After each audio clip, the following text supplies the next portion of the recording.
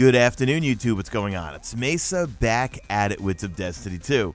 Alright folks, in this video, we're going to go over update 1.1.3, which is here, and 1.1.3 is going to bring Nightfall Strike scoring. So we're going to go through all the patch notes, and in particular, we're going to go over Nightfall scoring and how it's going to all work. Now, don't mind the footage in the background. That's just from one of the previous Nightfalls, and it's got the Nightfall timer. Well, with Nightfall Strike scoring, that Nightfall timer is going away, thankfully. If you want to see the new Nightfalls, the new auras, the new challenges, the new emblems, make sure you turn on notifications. I will be streaming this afternoon right here on YouTube, and we'll be going through the new Nightfalls and also setting up some challenges for ourselves. Now, before I go through all of the patch notes for 1.1.3, you know what? Let's just go through kind of an overview of Nightfall scoring, the challenge cards, emblems, and how it's all going to work. Now, keep in mind, we are going to be getting Nightfall Strike specific loot, weapons. They haven't said armor yet, but definitely unique weapons. Christopher Barrett put up a blog a few days ago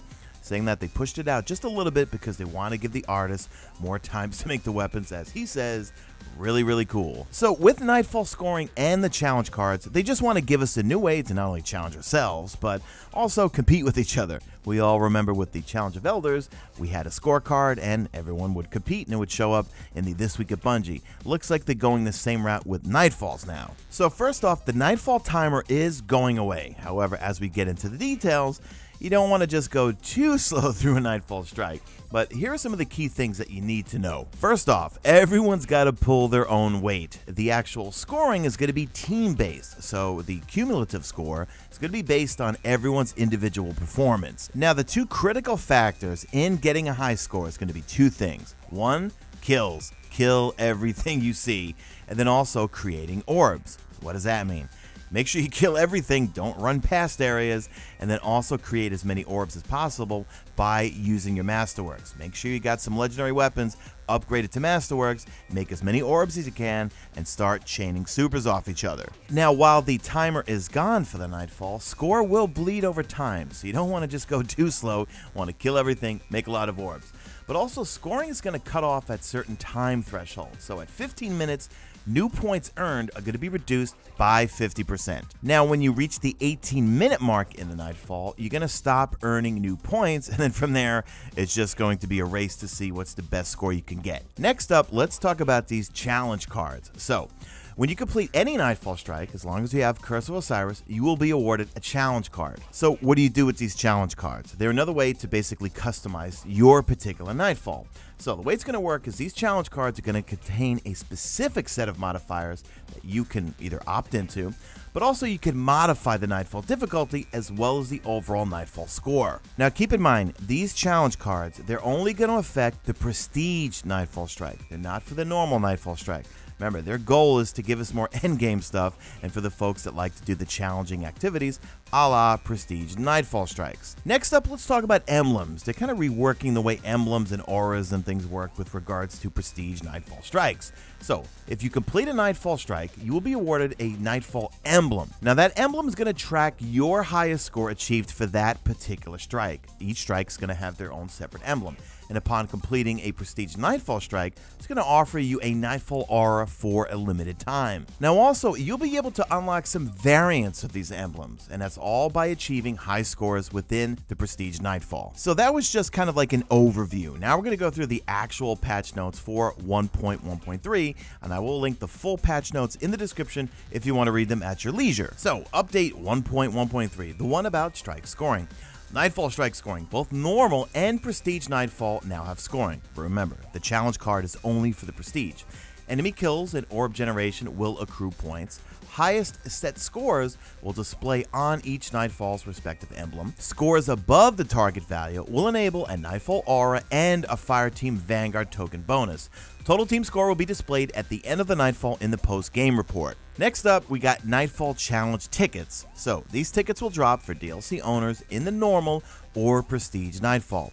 The Prestige Nightfall Challenge ticket allows players to select modifiers for the Prestige Nightfall that affect the gameplay and the score multipliers. Now, with regards to these tickets, you can select an active elemental modifier to boost outgoing but incoming damage as well. So depending on the strike, you gotta pick and choose. Do you want Void? Do you want Solar? Do you want Arc? Whatever.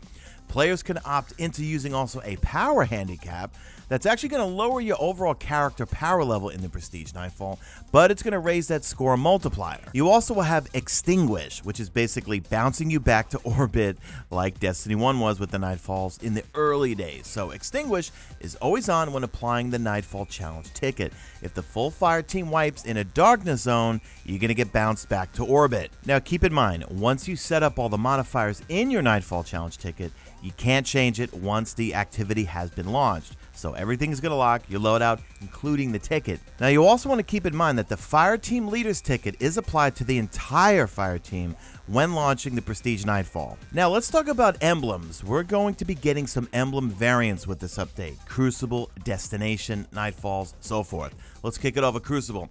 So Victorious Veterans track your lifetime Crucible kills and how many of each class you've killed. Victorious Veteran has 6 variants. The first 3 variants are class specific. The last 3 are unlocked after killing 1,000 of that class in PvP. Now I'm wondering, do they mean actual kills? That's a lot of kills, 1,000. Or does it count assists? We'll find out soon enough. Also, this emblem can be purchased from Lord Shaxx after opening 10 faction packages. Next up, we have destination emblems. So Lost Sector emblems have been changed into destination emblems that track lost sectors found, region chests that are open, ghost scans discovered. But note, Mercury only tracks lost sectors and region chests. Each destination emblem has 4 variants in additional to the default emblem. Each variant has a chance to drop from chests in the destination. For players who did not receive the respective Lost Sector emblem, they may purchase the new destination emblem from the respective vendors after opening 10 faction packages. Next up, we got the Nightfall emblem. So new Nightfall emblems exist for each individual Nightfall strike and tracks your high score in that strike. Each Nightfall emblem has 3 different variants in addition to the default emblem. These variants have a chance to drop when you hit certain score tier and complete the actual Nightfall. Now let's talk about auras. So the raid emblem, Glory to the Emperor, tracks total Leviathan clears on Prestige difficulty and unlocks the orange Prestige raid aura if you've completed the Prestige difficulty raid activity within the last 14 days. The Trials emblem, You Are Worthy, tracks the number of flawless tickets and unlocks Blue Trials aura if you've gone flawless in the last 14 days. Nightfall emblems awarded from completing each Nightfall strike track your high score in the respective Nightfall and unlock an aura if your high score in the strike is higher than the global target score. Next up, we're going to go through the general changes within 1.1.3. At the end, I'm going to cover the PC local text chat, but I gotta give the disclaimer, I don't own a PC or play Destiny 2 on PC, so just please bear with me when I go through it. So, first off, we have opt-in text chat for PC. It's now available in social spaces and public areas. I'm going to go over how to do all this at the end. Next up, Masterwork armor is getting a little bit of a change. Damage reduction is going to get a little bit of a bump. So damage reduction granted by armor Masterworks while a super ability is active has been increased from 3% to 5% per armor piece. They fixed an issue where ammo Masterworks could decrease the maximum ammo capacity of a weapon. Fixed an issue where some players would have irretrievable items within the Postmaster. The Eater of Worlds raid Lair will now grant faction tokens during faction rallies. The Seeker of Brilliance and Seeker of Opulence perks on the Contender Ghost Shell, which I still have not gotten yet, may now trigger during crossing encounters of the Eater of Worlds raid Lair. They fixed an issue in Trials of the Nine where players could receive erroneous losses if the opposing team left before the start of a match. They also fixed an issue where players could encounter a bat error when joining a Mercury adventure. Fixed an issue where players were placed facing the wrong direction after dunking an item during public events. I know that's got to be the Mercury one. They fixed an issue where the Phoenix Dive Warlock ability could be used to get out of an intended play space. Helm of Saint 14 no longer affects allies when guarding with your Sentinel Super Shield. The Insurmountable Skull 4 Titan Exotic now properly has 3 stat points. Projectiles from the Colony Exotic Grenade Launcher are properly going to track enemies on PC when the frame rate is set higher than 30 FPS. Now lastly, we're going to go over in detail the Destiny 2 PC local text chat. So if you're on console, you might want to tap out here, but make sure you leave me a like before you leave. We're going to go over this in detail, but like I said before, I don't play Destiny 2 on PC, I don't own a PC, so I'm going to be reading a lot of this verbatim straight off some copy that I have. So in 1.1.3, if you're on PC, you'll be able to use text chat to communicate with non-Fireteam members in shared spaces. Now, those shared spaces are going to be public spaces and also social spaces. We'll touch on that at the end. So here it goes, folks. I'm going to try to read this verbatim. Local text chat is manual opt-in by default and a type /L to join local chat. Message will be shown in the text chat history each time a player joins an activity. If manual opt-in is enabled, each time someone enters local chat after the player joins an activity, a player name has joined local chat message will be displayed. Once the player sends a local text chat message, they will be able to receive messages from other players. If the setting is changed to automatic opt-in, neither of these system messages will be displayed and local messages will be automatically received. Now, here's how you actually do it. To opt into automatic local text chat, players should do this. Navigate into your settings menu, select gameplay in the left side panel. Under text chat, select local chat dropdown, select automatic opt-in, press enter to save. Now here's something you want to take note of, and reading this is completely foreign to me because I haven't used a PC in ages. Here we go. Please note, deleting CVARs, C-V-A-R-S, will reset local text opt-in to its default value, which means manual. Players who delete their CVARs.xml file will need to opt in automatic local text chat again if they wish to continue using this setting. Next up, to manually access the local text chat, players may do this.